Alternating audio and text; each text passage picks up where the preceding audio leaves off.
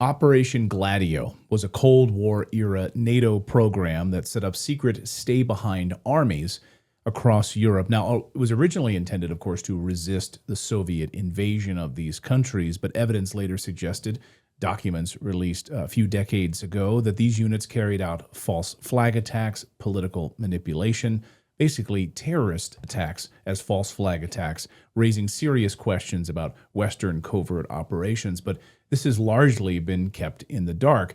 But somebody who's been on top of this story, been exposing the lengths that Operation Gladio went, is Colonel Roxanne Watkins. She's a retired U.S. Air Force officer, spent 30 years in military service, including time at the U.S. Central Command at the Pentagon.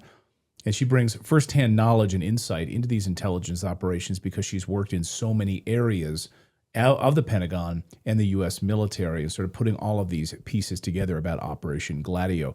And Colonel Roxanne Watkins joins us now. Colonel, great to have you on the show. Thank you. Great to be here. No, it's my pleasure to have you. And I have to admit, I'll plead ignorance on this up until just a few years ago, what Operation Gladio was all about. Wait a minute. NATO had stay-behind armies all across Europe after World War II, in many ways carrying out terrorist false flag events in order to rally the public support against the Soviets. I said, no, this can't be true. And sure enough, the documents reveal that. How did you start to want to educate all of us about Operation Gladio? When did you first stumble across these pieces in your research? About 2.5 years ago. And I say that having been educated throughout my 30 years career in professional military education, to include a master's degree from Air War College. And I was devastated to think that this type of information is not widely taught, because not only does Operation Gladio involve NATO operations outside of Europe to include inside of Europe, but it is so large that it's really difficult to get your head around the entire operation. It is massive. And whether you're talking about an attack in Bologna, Italy, or other attacks that involve individuals who are carrying out bomb attacks, the slaughter of individuals, it's massive. So maybe you can just sort of lay the groundwork for our audience if they're uninitiated to this. Again, I have to plead ignorance. Just a few short years ago, I'd never heard of this before. Some people are well versed in this, but what is Operation Gladio at its heart? Who put it in place? What years are we talking about? And what are the tentacles that reach into different parts of the U.S. military? So if I could step back in time prior to World War II, I've read now over 100 books that deal specifically with Operation Gladio. I had prior to this research project about 600 books in my library. All of them are nonfiction, military general biographies, State Department. So I had a very wide knowledge base. And I stumbled across a couple of books, a trilogy by Anthony Sutton, which talked about the same group of oligarchs and bankers that funded the Bolshevik Revolution, Hitler's rise to power, and FDR's campaign, which, again, I'd never learned in any of my education. And I felt that was fairly intriguing. And one of the reference in the footnotes was a book called The Third Way. And Joseph Farrell talks about this manipulation of mass people to believe that there's, and I'm going to use their terminology, a left and a right. And the Bolshevik Revolution gave us the left, i.e. communism, and Hitler gave us the right.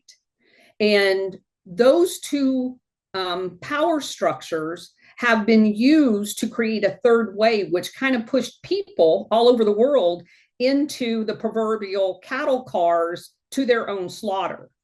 And I found this theory fascinating. Well, in Joseph Farrell's book, he mentioned stay-behinds, and he did it in a military context, which, again, as a career military officer, I found fascinating because I'd never even heard the term. And so I began just doing searches on the internet about stay-behinds. I was dumbfounded at how much has been written about them by different authors. And so over the course of the last 2.5 years, kind of, if I could put it all in a nutshell so everyone's brain can wrap their head around it, what you had prior to World War II was a power structure of oligarchical companies that had their own built-in paramilitary and intelligence functions. We knew them as like the British East and West Indies and the Dutch East and West Indies, but they went around the world colonizing countries using their own intelligence and paramilitary. But after World War II, the entire globe put those functions in governments. So you have this intelligence apparatus that was set up after World War II. We created the CIA, West Germany created the BND, Korea set up the KCIA, and they're all across the globe. They were all trained and coordinated to operate together. And there's lots of names, but obviously Alan Dulles' name comes up often in this network. And on the military side, basically the same thing happened. So these oligarchs has outsourced something off their balance sheet to the taxpayers around the world. What you find today is through the 1990s, with the fall of the Soviet Union, a lot of that capability has been outsourced. For example, the CIA has lots of independent intelligence fronts doing this work. And the military has outsourced a lot of their functionality to contractors like Halliburton and Blackwater and its current state. So you have, if you start now tracing those outsourced entities back, you find the same oligarchs. So not only did they off book all of their operations to us taxpayers, we're still footing the dime, but they're getting rich off of these contracted out sources. And yes, exactly. Once you get your head wrapped around that, so they're profiting off of the overthrows of governments. And they're doing that to take the resources that they took as colonial powers while making it look like they're saving the world from this boogeyman called communism or this boogeyman called Hitler or whatever. And that was the hardest part for me to kind of wrap my head around. But that is what we're looking at. So just so I can understand, and just so I understand exactly, the idea is the governments were offloading these operations to these stay behind armies that were really third party defense, contractors, Blackwater, etc., to basically rape and pillage the land, steal resources, but they get to do it under a sort of a third party NGO rather than direct U.S. military. But this is still in existence today. I mean, we can see it in Somalia. We can see it in Syria. We're there protecting Syria's oil fields, right? We're there to protect the Syrian people and their oil from themselves, right? So this is still happening today, right? It is still happening today. And so now that you have that picture in your mind, it's important to understand kind of their mantra is create chaos so they can control. And my wonderful husband, who puts up with me doing all of this research, because I spend about 12 hours a day doing it, came in one day and he said, "Hey, do you remember that TV show we used to watch called Get Smart?" And I said, "Yeah." And he goes, "Well, do you remember what the name of the two organizations were?" And I said, "No." And he said it was called Chaos and Control. And I looked at him and I went, "Oh my God." Because that is exactly what they do. They go in and create chaos with these stay behind units, which I call terrorist organizations, and just as you did. And it is done to control the people in that particular area so that these oligarch vultures can come in and monopolize the resources. So going back to the beginning, there was a secret meeting that most people have never even heard of called Operation Sunrise.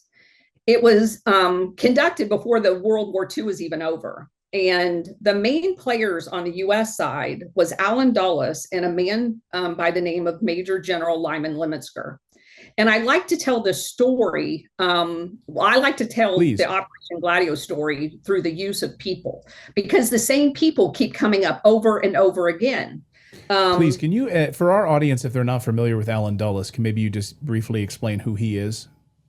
So Allen Dulles is one of the elites from the Northeast. His brother, John Foster Dulles, was Eisenhower's chief of staff. Allen Dulles, or Secretary of State. Allen Dulles was the CIA director. They worked for a law firm called Sullivan and Cromwell.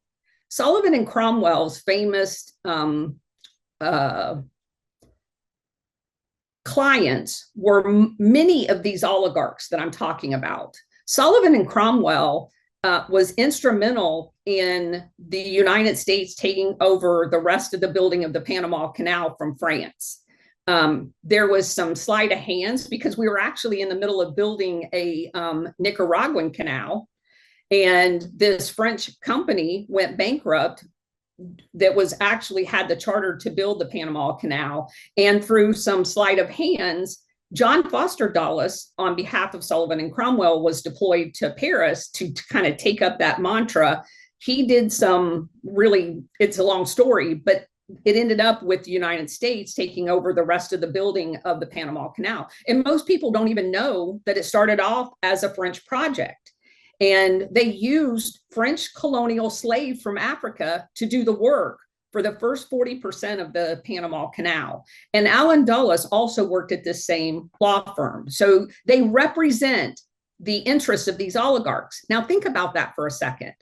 In Eisenhower's administration, you have one of the premier lawyers as your Secretary of State for these oligarchs, and the other guy is sitting as the CIA director. Do you think they're working on behalf of the United States? No, they're working on behalf of their clients, which is not the United States. It is these oligarchs. And you find that time and time again between the CIA and the Secretary of State.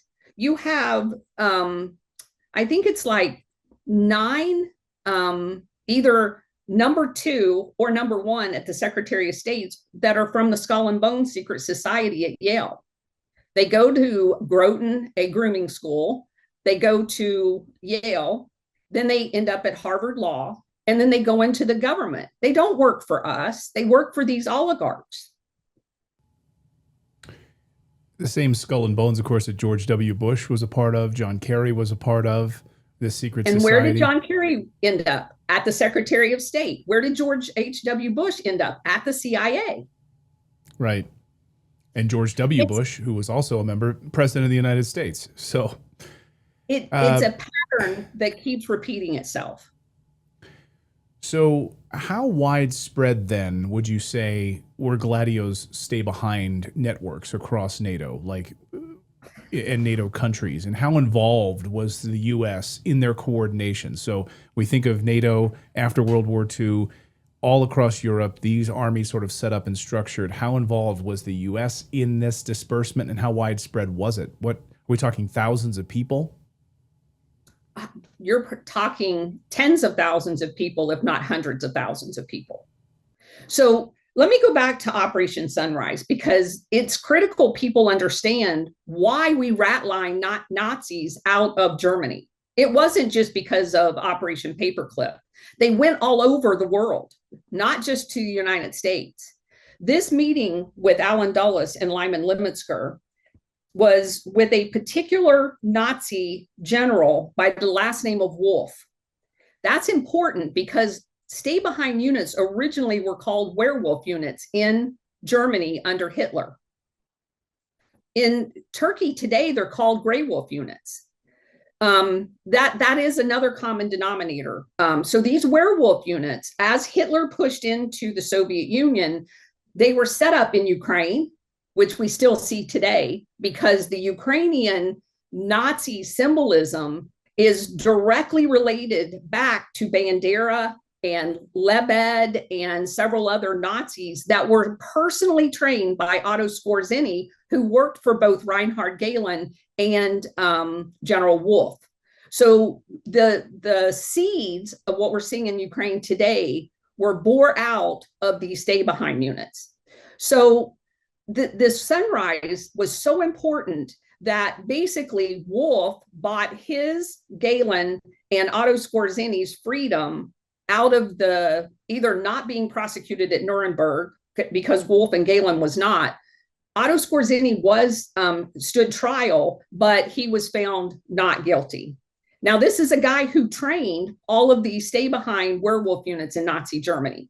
So in the aftermath of that, they flew Reinhard Gehlen, and keep in mind, he becomes the denazified West Germany's Alan Dulles counterpart at what they call the B&D. So he is in charge of their spy organization, and Alan Dulles becomes in charge of the CIA. And they both orchestrated the spreading of the stay-behind units all over the world. I found them in Iran when we overthrew Mossadegh in 1953. They were in Guatemala when we overthrew that government the year after. Operation Condor is kind of the kissing cousin of Gladio in Latin America. They were scattered throughout all of Latin America. They're all over Africa. They were all over Asia. Who are these people, though? Are they American soldiers? They were who exactly are the people that were scattered in all of these disparate places? So the concept was to take normal everyday citizens in a country, and I'll specifically talk about Italy because, as you mentioned, in 1990, Italy was the only one that did an in-depth investigation. And that's the reason why this entire network is now referred to as Operation Gladio, because every country called it something else. Like in Portugal, they called it Agenter Press. And I mentioned Turkey, they called it Grey Wolves. The French version was OAS. So they all have different names, but they've now all generically been called Operation Gladio because Italy was the only one that did an in-depth investigation. And in Italy, what they did to recruit these people is they went into towns and they were all like 15 people. And they were given caches of weapons to include rifles, C4 explosives, communication equipment, and money. And they were buried in normally a wooded area so that when they got the call, they could fall in on this cache of weapons and do whatever the mission was. And as you said, all of the missions, not the majority, all of the missions were domestic terrorism. And the only two people that the SDECE, which was the organization in Italy, just call it their central intelligence, their version of the CIA. The only two people of those 15-member units that they knew was the leader and the assistant leader. They didn't know any of the names of the other citizens. And that's why they called them werewolf units. They were citizens by day and killers by night. And there were thousands of these units all over Italy. And this same thing, as a matter of fact, William Colby, a future CIA director, set them up in Sweden, Norway, and Denmark. You know, Sweden, the neutral country. They were everywhere. So they were given money. So, I mean, I guess I'm trying to understand the motivation of these people in the same way that we see today when you have these like Bernie Sanders rallies and the, whatever Patriot rallies they had, back in this early part of the summer. And we know that through sort of George Soros funded groups, they were given hundreds of dollars, thousands of dollars. Any of these protesters that want to come out and be agitators, they're paid. We know this from TikTok influencers and others. So what's the motivation? Is it really just at the heart money, or were they somehow patriots in a way that we just didn't understand? I don't know. A lot of people have been, and I can draw the analogy back then. There were a lot of people that were genuinely scared about the communists. I certainly was. I mean, I went through the drills of, getting under my desk when I was a little kid. We were all taught that the communists any day was going to come across the Volga Gap in Europe and annihilate everybody. But if you think back to 1948, the Soviet Union's had over 50 million people killed. Most of their industrial base had been destroyed. And the thought that there was a communist threat at the time is literally ridiculous. Not to say that communism is good or anything else. And yes, there was later on a Soviet threat, but not at the time this entire operation was being set up. And so you go into a community who had just been ruled by Mussolini, a fascist dictator, for decades, and you tell them that there is this new boogeyman in town, and he's much worse than Mussolini. They're atheists. They're going to destroy the Catholic Church, which of course is sacred in Italy. So it wouldn't be hard to find people who are patriots to volunteer to protect their town from this imminent threat. But right. Again, that was never the intended purpose. And it's not unlike the brainwashing that is going on with the propaganda in the United States right now, calling Trump a fascist. It right. is literally the same playbook. And they did this in country after country after country. And generally in every one of those countries, there was some resource that they wanted. Indonesia, we went into Indonesia. We tried to coup the government of Sukarno and failed. Then we regrouped and overthrew that government a few years later, because there were two resources there that both the Rockefeller family and the Dutch Royal Petroleum knew was there, that they had never told the Indonesian people was there. There was a literal mountain full of gold, the purest gold they had ever found, and an untapped oil reserve that they kept secret. And in both of those cases, after they overthrew the government of Sukarno and installed their puppet government of Suharto, the Rockefellers and the Dutch oil went in there and basically, again, it's a long story, but they basically stole a lot of that by saying, oh, it's not that pure, either the oil or the gold, and lied on what they were emitting back as the royalties to the Indonesian people. And that's after they killed 1 million of them in the coup. So all of these instances where Operation Gladio was set up, it's because of some sort of a resource, a mineral resource or something in that country. And they used communism as the boogeyman. Soviets yes. are going to invade Indonesia. They're going to take over this territory. They're going to come to Sukarno. They're going to take over this territory. They're coming to Italy next. And so we need to have these armies created, sort of a militia, if you will, I guess. Correct. What was their mission then? So in the case of Italy, I mentioned Bologna. Maybe you could talk a little bit about some of these terrorist activities that created these false flag events. Well, originally, their first operation in Italy was in 1948, and it was the election. There were two people running that were kind of the odds-on favorite of being the prime minister, and one of them was very pro-NATO. Oh my God, we got to get a NATO. One of them, again, because of Mussolini, did not want to have anything to do with NATO. They wanted their country back. And of course, that person is labeled a communist sympathizer. And the CIA used $10 million in 1948, $10 million to influence that election to ensure the pro-NATO guy got involved. That was their first official interference in elections. It wasn't their last, but it was their first.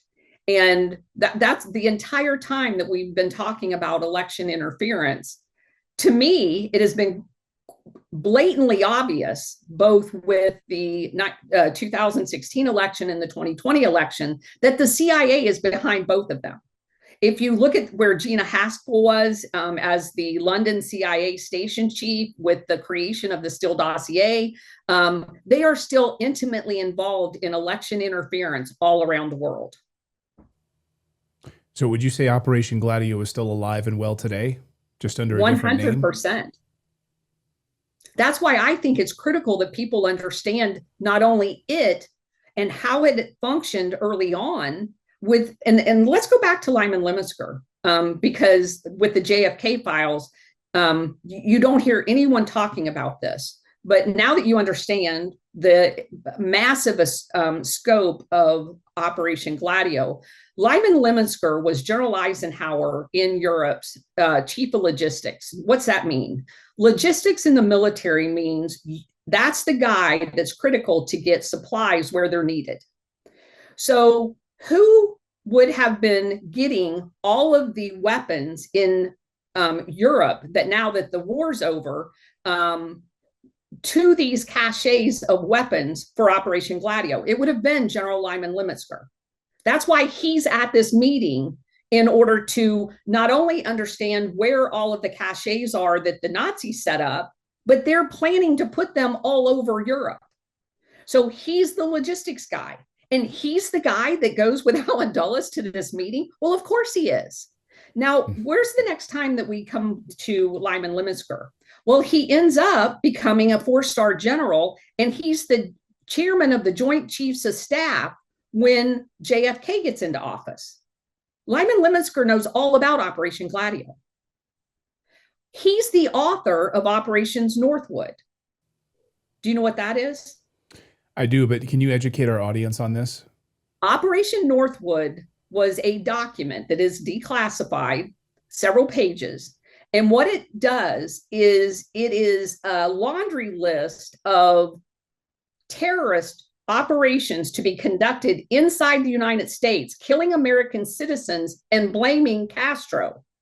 It articulates that we're going to dress Cuban exiles that are basically our Gladio element in the United States, and was for decades. Brigade 2506. Felix Rodriguez, the guy that Tucker interviewed about 6 months ago, he's an assassin. He was part of Brigade 2506. If you go back and look at that interview, he's wearing the t-shirt, literally. And he was in El Salvador, he was in Nicaragua, he was in Guatemala, he was in Vietnam during the Phoenix program. He is one of them. So this Operation Northwood was to take some of the CIA-trained Cuban exiles in Miami, dress them up in Castro uniforms, have them go do bombings, just like we were talking about in Italy, killing people, blaming Castro, and then justifying a full-scale military invasion of Cuba in order to overthrow Castro. That's what Operation Northwood was. He briefed it to Robert McNamara, the SecDef, and Robert McNamara didn't find anything wrong with it. He says, hey, let's go brief this to JFK. When JFK read Operation Gladio, he's like, are you out of your mind? We're not going to kill Americans for any reason. So he fired General Lemonsker. Unfortunately, and this clearly indicates to me that JFK did not know the extent of Operation Gladio and this Hydra that had been set up. He had just survived the Bay of Pigs and didn't want any more military pissed off at him. So he didn't fire him and make him retire. He reassigned him out of the Joint Chiefs of Staff. And do you know where they put him? No. He became the commander of NATO. And do you know that the French OAS that were trained by Operation Gladio trainer Otto Skorzeny, a Nazi, their OAS had 2, depending on who you read, some people say 4 operatives in Dallas, Texas, the day JFK was murdered. There are documents talking about people speaking French up on the grassy knoll. Those 2 OAS agents, one was flown out of Dallas that night. The other one was driven by a Dallas police officer to the Mexican border. The more you study JFK and you realize how many people he pissed off, right? It's not surprising at all that you have the mafia involved. You have the Israelis involved. You have the CIA involved. You have members of NATO involved who trying to upend Operation Gladio. He pissed a lot of people off. Yes. And he also was in direct contact with Sukarno over in Indonesia and had already scheduled a visit to see him in January after in 1964. And they knew that if he ever went to see Sukarno and figured out what they were doing, that they would all be in trouble. That meeting was never going to be allowed to happen. And also, a lot of people think General Eisenhower was a great guy. Let me just assure you he was not. Not only did he oversee the creation of Operation Gladio while he was in Europe, when he becomes president, he's the guy that overthrew Iran. He's the guy that used this organization to overthrow the president in Guatemala.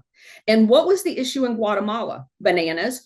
Who owned all of the Guatemalan farmland? You know, that thing that we think is absolutely horrible if China owns our farmland? Well, a U.S. oligarch owned the majority of Guatemalans' farmland, and that was United Fruit. And one of the primary stockholders of United Fruit was the Dulles brothers and the Rockefellers. And so they decided, when the Guatemalan president gets elected, he said that he did not want any foreigners owning farmland.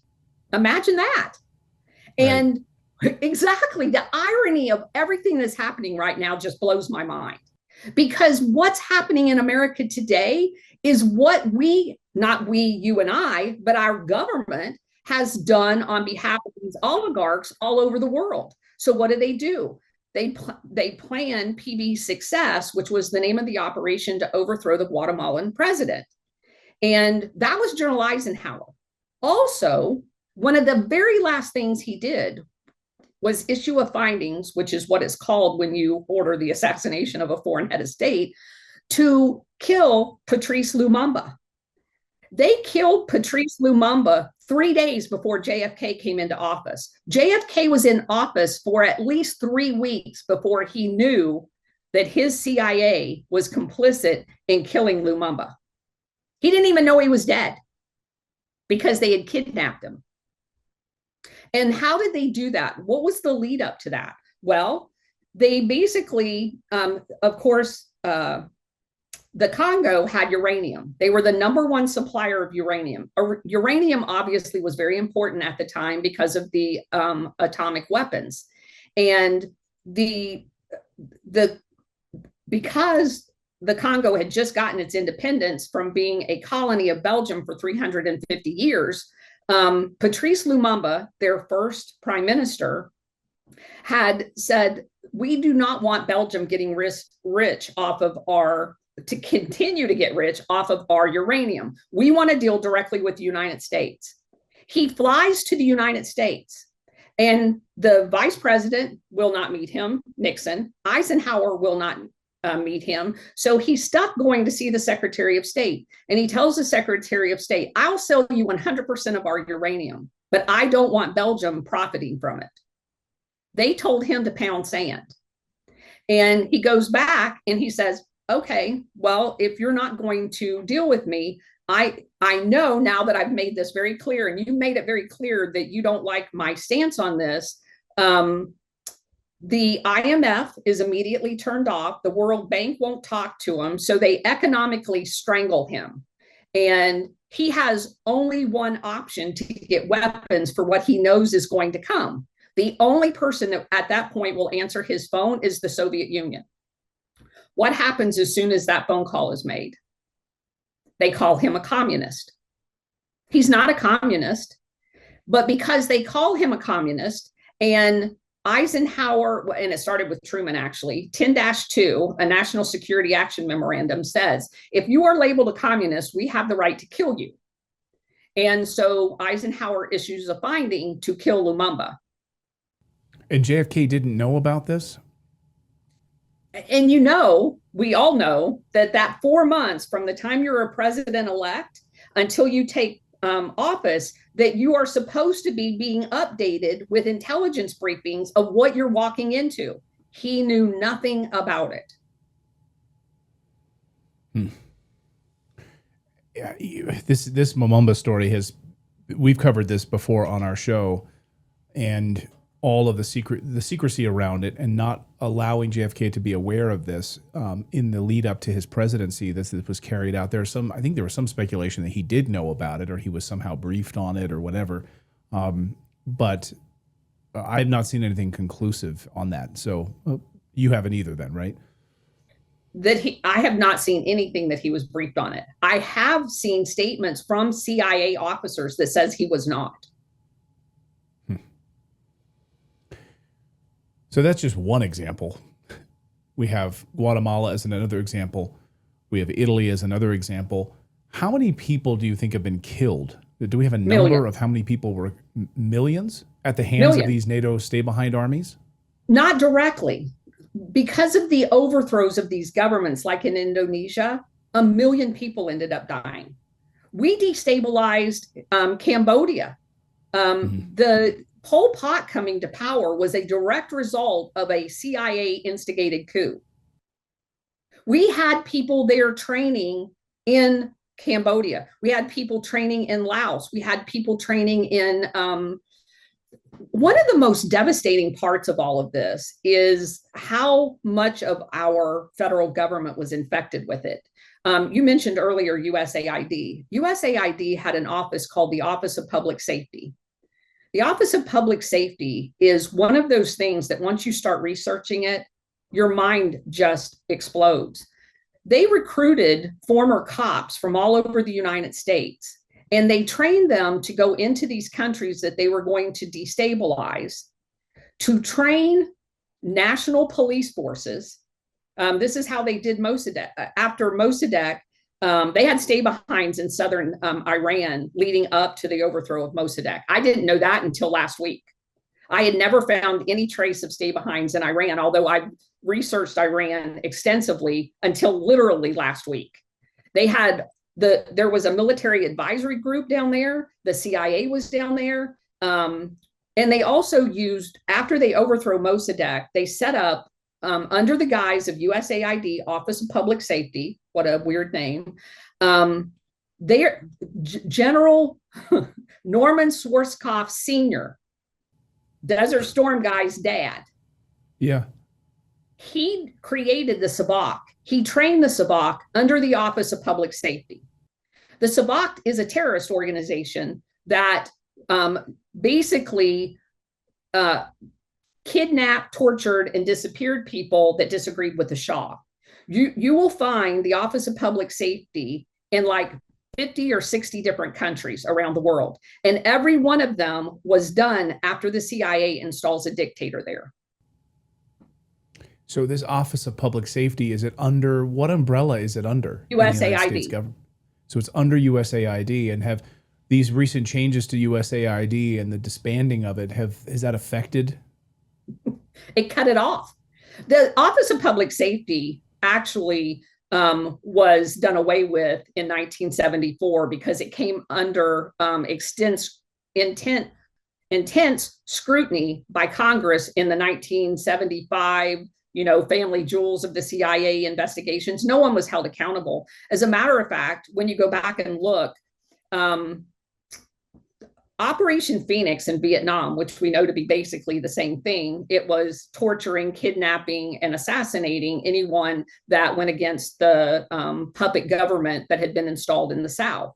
So Operation Phoenix was ran by the Michigan State University. A lot of people don't know that. Michigan State University hired CIA agents, literal agents, not fronts, not assets, agents. They dressed them up as professors and they deployed them to Vietnam basically to set up the Phoenix program. What I just recently learned is Indiana University, my old alma mater, was working as a partnership with Michigan State in that initiative. And they deployed over to Operation Phoenix under the guise of USAID, Office of Public Safety, and set up this apparatus of training. They set up torture prisons, and you find a guy by the name of Dan Mederone, who I've covered extensively. He was the Richmond police chief in Richmond, Indiana. He was trained by the FBI. He sent his officers to Indiana University's police training, this same training partnership with Michigan State. He was selected as a part of the Office of Public Safety. He was first deployed to Brazil right before their coup. Then you find him in Uruguay. with their new military installed dictator there. And he was instrumental in training people how to torture people, how to kidnap people, and much of the torture led to the people dying. And that's just one aspect of it, not the entire of these national police going out and literally bombing people's houses just because they were suspected as resisting the military dictatorship that we had installed there. And so again, tens of thousands in every single one of these operations. They were in Argentina. Argentina took their prisoners because they didn't want to dig the graves, loaded them up on aircraft and flew them out over the ocean and dumped them out. So it's almost impossible to get a body count of the number of people that have been affected by these programs. We talked about Operation Northwoods, which is really an extension of Operation Gladio. Has there been any other on domestic U.S. soil that we know of that would fall under the Operation Gladio umbrella? False flag attacks on the United States? I mean, other than 9/11. On the United States, we had Gladio operators that killed the Chilean ambassador that got stuck here. He was here, and he couldn't go back because of the assassination of President Allende in Chile. Ambassador Lear is his name. One of the Cuban exiles, I think 2 went to prison. They were trained Gladio people, went to Washington, D.C. and ignited a car bomb, killing him and an American citizen, his aide, in downtown Washington, D.C. They were also implicated in the overthrow of Nixon. They were implicated in the assassination of JFK and RFK. When he was assassinated, if you trace the people that really did it, not Sirhan, they were tied to the Cuban exiles and the CIA. And MK Ultra, mind control. I mean, so I've done deep dives on MK Ultra, of course, the CIA's secret mind control brainwashing program to carry out nefarious things. Are there any blending here across Operation Gladio and MK Ultra? I'm glad you asked that question. Do you know who Jim Jones is? Sure. Okay. Do you know where Jim Jones' hometown was? San Francisco, right? Richmond, Indiana. Oh, right. But he okay. Then when he really started getting going and building his Correct. church was he moved his San church, Francisco. Church to San Francisco. Jim Jones was classmates with Dan Miterone, the guy I just talked about. Wow. Come on. I'm not even kidding. I give up. I swear to God. I mean, I just try to go through my days as like a normal human being, and all of these pieces, it's just unbelievable to me on a regular basis. You're blowing my mind. Okay, so Jim Jones moves his church out to San Francisco. He is almost immediately approved as a foster home in San Francisco. Right. If you go back and you do the research, you find out that the mayor of San Francisco kills himself because he was one of the purveyors of the children in Jim Jones' little compound. Jim Jones was part of the Democrat vote running that was going on both in Los Angeles and San Francisco. He was intimately involved in all kinds of nefarious things.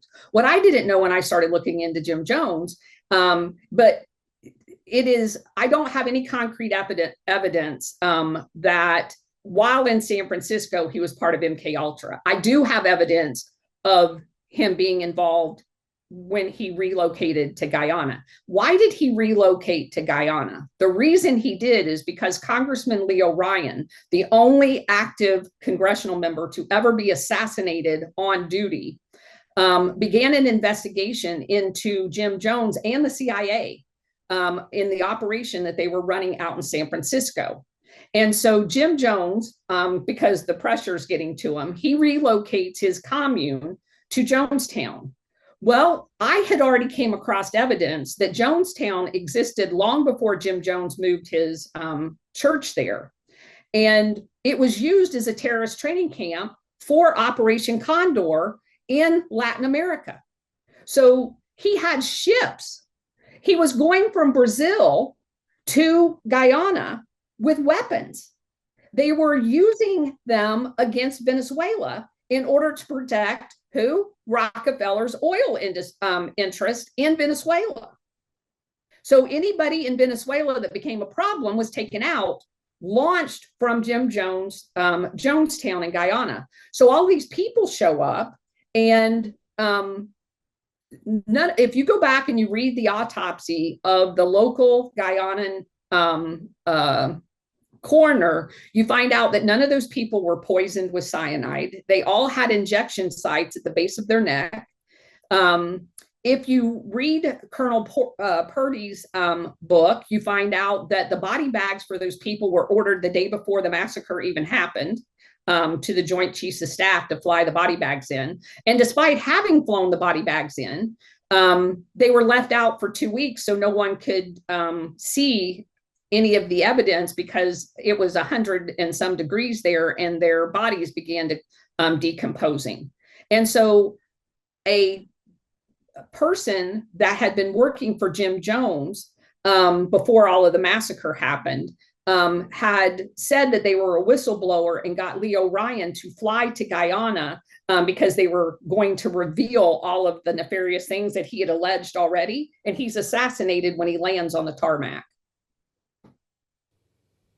So cyanide was not used. I mean, we had like over 300 children given, like, we drink, we heard like the Flavor Aid or whatever that they were all drinking. It was not Kool-Aid, it was Flavor Aid. Right. So none of that happened. You're blowing my mind. None of that happened. They had injections. And of course, yeah, you're right. They were left out. We have the visuals. We have the images of I think it was like the famous Newsweek cover, right? The aerial photographs from high up where you see them out in the sun. They've been sitting out, the bodies have been rotting in the sun for weeks. Yes. It's unbelievable. So go ahead. No, I don't even know what to ask. I'm just blown away. You're blowing my mind. I'm just, I'll let you run with it. I mean, put the pieces together for me, because I'm just. So the part we haven't talked about is how they get the money to do all of this, because it was all done covertly off the books. How they get the money. Right. Also, at the end of World War II, you had a civil war going on in China. You had Mao fighting against Chiang Kai-shek and other warlords in the South. Well, the nationalists, Colonel Paul Helliwell was one of the OSS officers, somehow also in the military. I've come across a lot of that happening, by the way. But Colonel Paul Helliwell was a military attaché to Chiang Kai-shek during World War II. And he's watching Chiang Kai-shek pay for his military efforts against Mao by selling opium. Now, there's a long story of Indian opium flooding China at this time under the auspices of the British Empire, who basically owned India at the time, the Boxer Wars, all of that stuff. So Chiang had a model of funding his revolution with drug money. So Paul Helliwell picks up the phone and he says, "Hey, Alan Dulles, I got a great way to pay for that Operation Gladio thing that you're kicking off. And we could do it with drug money. It's untraceable. It's cash. Let's do that." And so they make a deal with Chiang Kai-shek that they're going to supply him military aid to fight Mao under the guise of anti-communism. And Chiang Kai-shek gets kicked out of China eventually. They move him to Burma. So Chiang Kai-shek sets up his opium operation out of Burma. The Burmese government eventually kicks him out.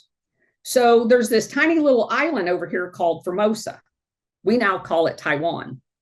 But Formosa at the time had been a Japanese island occupied. It's a Chinese island. It was occupied during World War II by the Japanese. And so under the guise of going on to Formosa to get the rest of the Japanese out, there are US people present there.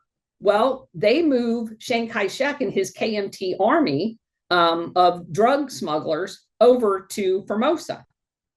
And if you go through the first several, and I just pulled out of my notes, the first several State Department, they weren't ambassadors at the time, that was in Taiwan, and the first several CIA chiefs, you find them also involved in other Operation Gladio destabilization efforts. So, for example, the first station chief in 1949 assigned to Formosa, now called Taiwan, was Raymond Pierce. He was an OSS veteran who had parachuted to set up the KMT in Burma. He also was part of the Western Enterprise, Inc., which was a CIA front company headquartered in Taiwan that arranged arms to go into Formosa, but not officially. It was black market arms.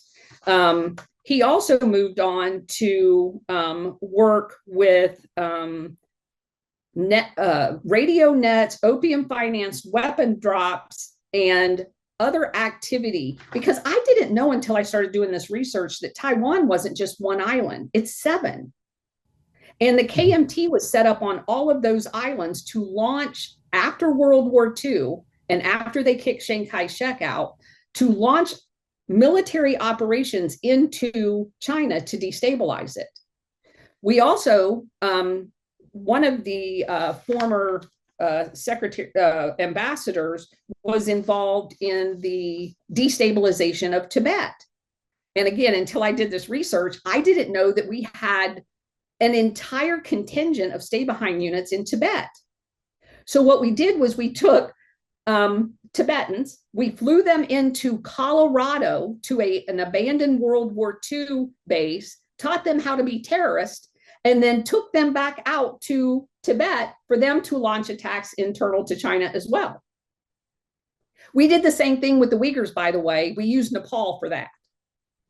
We took Uyghurs out of China, trained them to be terrorists in Nepal. So all in an effort to destabilize China. Yes. So Taiwan now is the drug hub.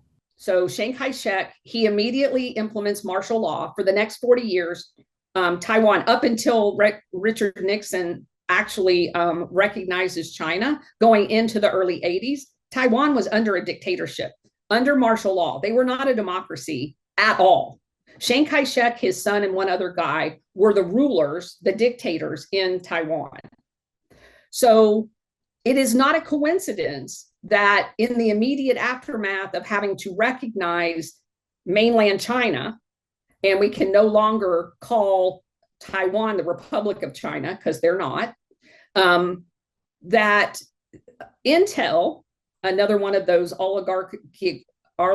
oligarchical companies, decided Taiwan is going to be where we put all of our semiconductors, because we have to have an excuse to defend Taiwan. And we just lost it when they recognized Taiwan, or recognized mainland China. So now we have another excuse.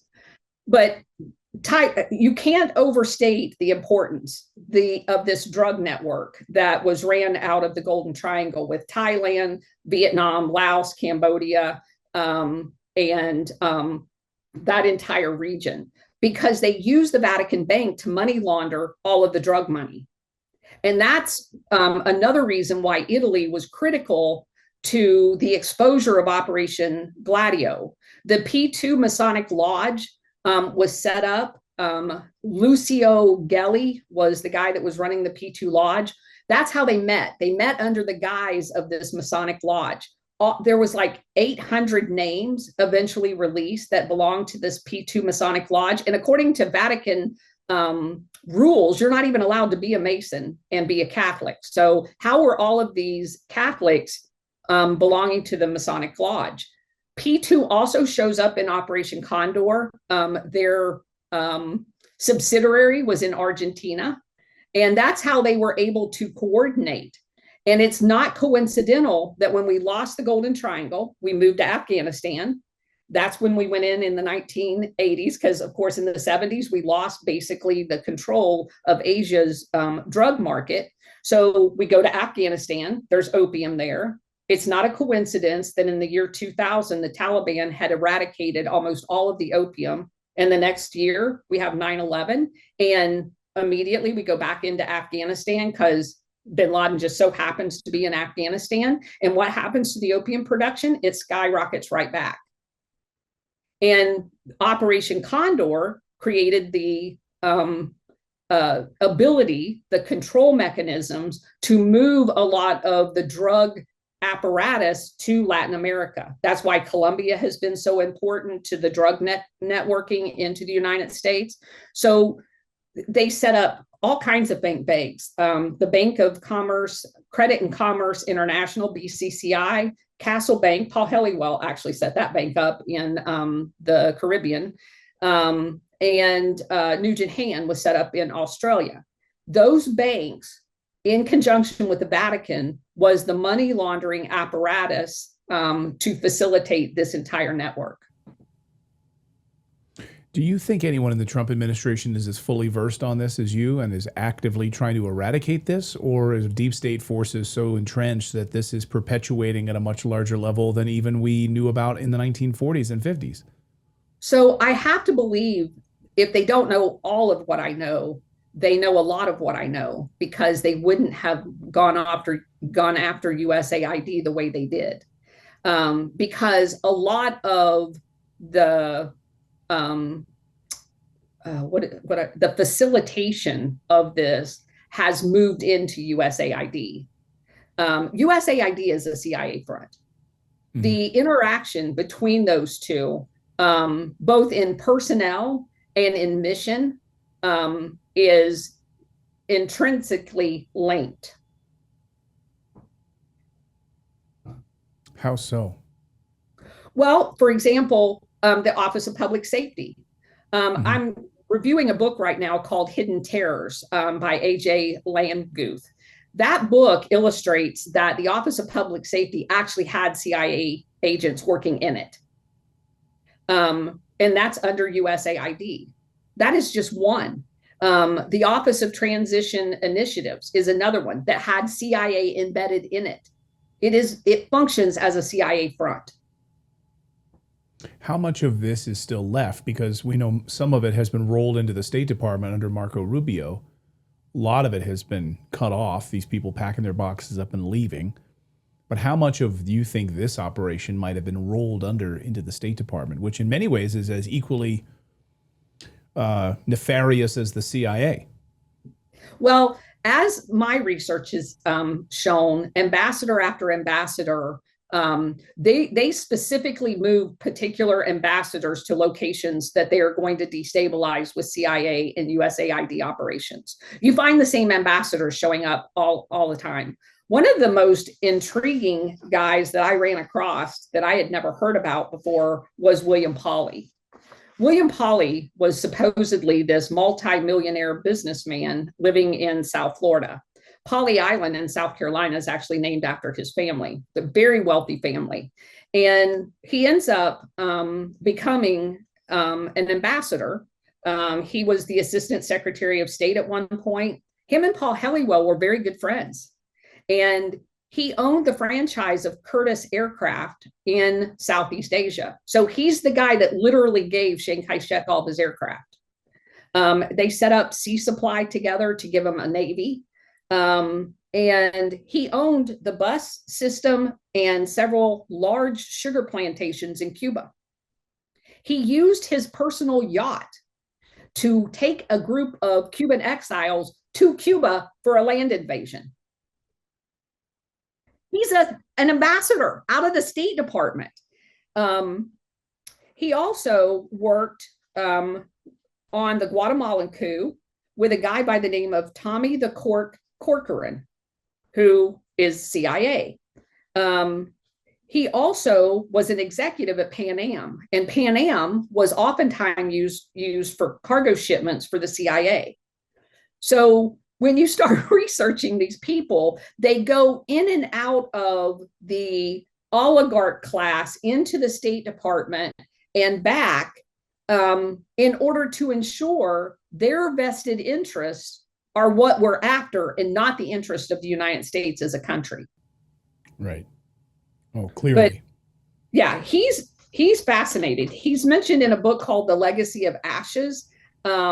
He literally went to a bank and pulled out $150,000 after meeting with President Eisenhower to buy 3 planes for the Guatemalan coup. It's funny. I've interviewed Tim Weiner on that book. It came out years ago. Back when I was still working at Fox News at the time, I interviewed him about that. Yeah, his book Legacy of Ashes, and I read that years ago. You're just refreshing my memory. It's been a number of years now, but it's remarkable. And you see it in the United States, even in the book like Chaos, about the history of the CIA, yes, the 1960s in California, and of course the infiltration of the CIA and all of these groups, infiltrating the hippie movement in Berkeley. Yes. It's all happening right on the United States soil. It's hard for Americans to believe it, right? It was certainly, having spent 30 years in the military, hard for me to believe that all of this stuff happened and I was completely ignorant of all of it. And again, I'm educated. So I thought, yeah, you are educated in what they want you to know. And if you start using internet search engines that pick up foreign news articles and things like that. Now, again, one of the things I have not told you is in 1990, when Italy first exposed Operation Gladio, I know the date because Paul Williams' book called Operation Gladio, and I've interviewed him a couple of times on my podcast, stuck out to me like a sore thumb because the 2nd of August, 1990 is the very day I arrived at the Rome airport for my 3-year assignment in Italy.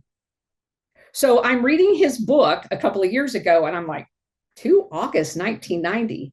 What I noticed about Italy in the 3 years that I lived there during this exposure operation, they were gunning down judges that were hearing cases about Operation Gladio. They were killing prosecutors. They were killing reporters. And I just thought that there was a crap ton of mafia in Italy. I never heard the words Operation Gladio. They called it Years of Lead. And I didn't know anything about what was going on. I didn't know it was all part of this. I didn't speak Italian, but I heard my landlord and their daughters talking about it who spoke English. And I never put 2 and 2 together. What I also realized is if you are behind Operation Gladio and you know it's being ran out of NATO. So he reveals this in August, and all of the other NATO countries go, we don't have anything like that. That must have been just something Italy did. Well, October was a NATO planning meeting for Operation Gladio. There was 2 cells in NATO. One was called the Allied Clandestine Planning. The other one was called CPC. And one of them had a meeting in October. So Andreotti, the prime minister that exposed it in August, comes back on television in November of 1990 and said, hey, all you guys that said you didn't have anything to do with Operation Gladio, here's the list of the countries that had just attended the planning meeting. He told on all of them. And so again, what I remember about the 2nd of August is getting off the aircraft at the international terminal and going into the airport. Now, it's my first time overseas as a military officer. And I am greeted, for every person that was in the Rome airport that day, there's about 20 carabinieri with AK-47s. And I'm like, what the heck did I just do? I had no idea that international airports were so militarized. What the heck is going on? That was the exact same day that Saddam Hussein had been given State Department authority to invade Kuwait. And do you know what the convenient thing that all of the NATO countries said after the 2nd of August, 1990, as to why they couldn't answer any questions about Operation Gladio? We got to go to war. We're too busy. We're planning a war. We're too busy to answer questions about something. It's a Cold War relic. We can't talk about it, even though it was still happening. That's amazing to me that, well, and it's convenient that Italy could use, these are just mafia hits. So don't look any more deeply into this. We're killing prosecutors. So the prosecutors that were killed, the judges that were killed, they were hearing cases about Operation Gladio. Yes. And what were the prosecutors zeroing in on? Who were they going after that led them to be shot and killed? Well, understand that Prime Minister Andreotti eventually goes to jail. It went to the very top of Italy. It involved the Vatican. It involved Lucio Gelli, the guy that was the P2 Masonic Grand Poobah, whatever you call him. The bankers, Calvi, the guy that gets strung up on a bridge in London. The Bank Ambrosiano was, the Vatican had so much money that they were laundering, they couldn't do it by themselves. So they involved Italian banks. The chief of the military intelligence, the chief of the military, basically their SecDef, they were all involved in it. Carrying out these operations. Yes. The train bombing, the bank bombings, all of them. The Bologna massacre, all of it. Yes. Tied to the them. Attempted assassination on John Paul II was 2 Grey Wolf Gladio people from Turkey. That's who eventually went to jail for that attempted assassination. They were part of Operation Gladio. Since you've already blown my mind enough, talking about Jonestown and all of these connections here, and I think about like the USS Liberty false flag. Yes. Under Lyndon Baines Johnson, of course, all the way up to the Mossad and the CIA working hand in hand there, get us involved in a war in Egypt, of course. Operation Gladio involvement in any of that? Wouldn't be surprised. You're probably the same pattern is involved in all of them. So one of the things that I've found out is like Iran-Contra. If you understand Operation Gladio and you go back and you start reviewing the attempted overthrow of the Nicaraguan government under the same auspices that we don't want them to have their own farmland, they were primarily owned by United Fruit as well. The Sandinistas finally get in power. There's a lot of people that don't like the Sandinistas, whatever. That was the government that got elected. So we began funding covertly, using these covert same funds to fund the Contras. Reagan, with George Bush as his vice president, starts using Israel as a weapons cutout. So they become a major weapons trafficker. The U.S. is into Nicaragua. So we can sort of into Iran wash our hands. And then Nicaragua. So right. Yeah. So Israel gives, but we could wash our hands Iran. of it then. We could sort of, we're funneling it through Israel, so it's not really going to Nicaragua. Yeah, exactly. Correct. And the same thing happened in Angola under Reagan. So we do not want the government that Angola is going to put in place. Angola backs up to the uranium, the gold, the diamonds. So we want to control Angola for the oligarchs. So we get cut off. The CIA gets cut off from funding Angola directly. So what do? They use Israel to funnel weapons into South Africa, which at the time was apartheid South Africa, and they're running them over the border into Angola to fight this. Cuban exiles from the CIA-trained Cuban exile farm down in Miami are in Angola fighting. They were part of the, I told you about Felix Rodriguez. Felix Rodriguez was training the Contras. So all of this, Israel has been an integral part of all of this. As a matter of fact, we didn't even mention that Taiwan set up a thing called the Political Warfare Cadre Academy. The gist of it, it's a terrorist training camp.